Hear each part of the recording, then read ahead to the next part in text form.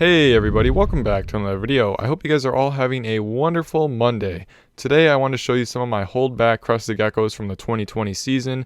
A lot of them are 20 to 30 grams now, so they're pretty much reached their full potential as far as pattern and color goes.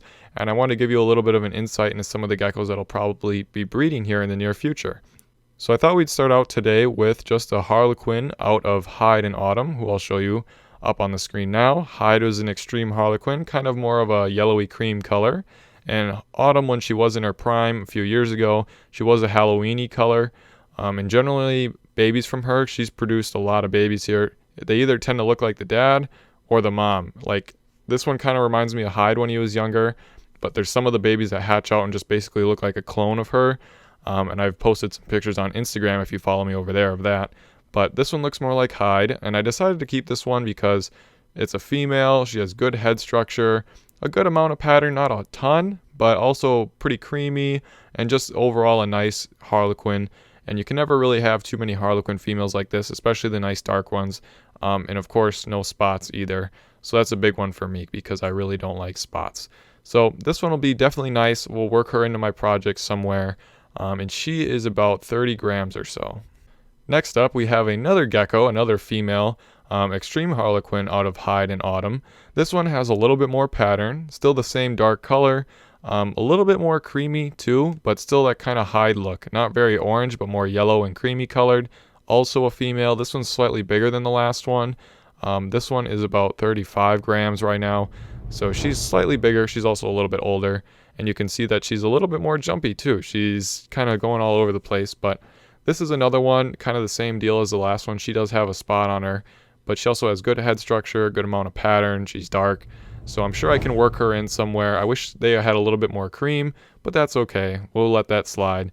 And so she's just another extreme Harlequin that I'll have. Now, these are the only two geckos I kept out of Hyde and Autumn this year. I only kept two females. I didn't keep any males just because I already have enough male extremes. Plus the new one I just got, plus, you know, you can only have so many males. So that's why I kept these two females, but Hyde's lineage will live on inside of them. Next up here, we have the only male crested gecko I kept this year. This guy is out of Enzo and Apples, who I'll show you here.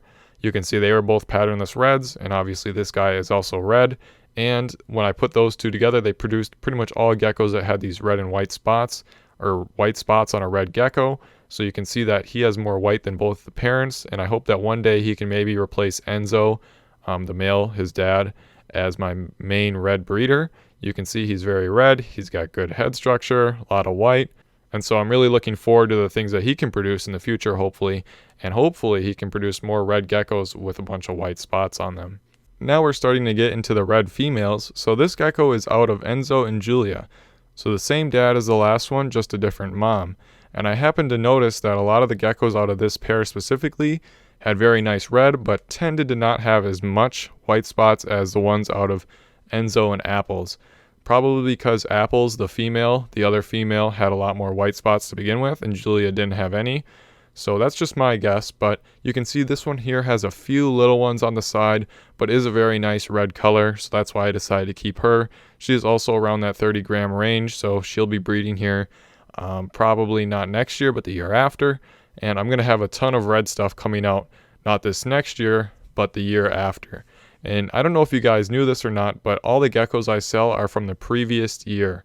So all the geckos I'm selling this year were produced in 2020. The geckos I'm producing this year will be for sale next year. So you're always seeing the previous year's hatchlings when you're seeing my geckos for sale. That way I can grow them up and see, you know, which ones are going to be the best and which ones to hold on to, and then which ones I'm going to sell. So I don't know if you guys knew that or not, but yeah, so these are all geckos from last year. Now here we have another red female. This one is again out of Enzo and Apples. So we're back to the original pair of reds. I know this is a little bit confusing with all these different geckos, but this is out of the female that had the more white spots originally. So you can see it transferred over into this little baby here a little bit better than it did with the last pair in the female that didn't have as many white spots. So again, this gecko is very red, has a nice amount of white spots coming up the side, and also has good structure. Thankfully, Enzo and Apples, both as parents of reds, had good structure, so it pretty much transferred over into all their kids. All the red geckos I hatched this year had pretty good structure for being red geckos because generally they don't have that great a structure, but you can see her head is pretty nice for a red gecko. And of course, last but not least, we have another patternless red female here. This is my favorite one just because she has a more solid red pattern all around. Her white spots also go up a little bit higher on her sides, and again, she has good head structure. So I've kept a lot of these red females back because I plan on breeding them with some of my high white geckos that are non-lily whites, and then I'm also going to breed them with some of my lily white stuff to hopefully get some high white red geckos and some high white lily whites, or high high white lily whites. That's a mouthful. Some red lily whites is what I'm looking for, basically. And so I kept a lot of these red females back, and I'm hopefully going to be breeding them together sometime next year or the year after. I already have some adult red females that are going to be breeding in those projects, so these guys have a little bit of time to grow up yet. But anyway, thank you guys so much for watching this video. I also just want to put this out there that I'm not going to have any patternless red geckos like this for sale next year, because remember, I'm selling geckos from the previous year. So all the geckos for sale this year were from 2020. The ones for sale next year will be from this year, and I did not have any patternless red pairs this year.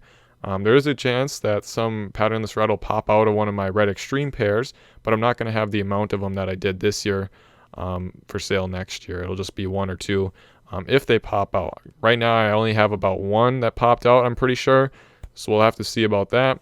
And also, if there's any geckos you still liked on the website, they're all marked off 25%, and it's a good shipping week.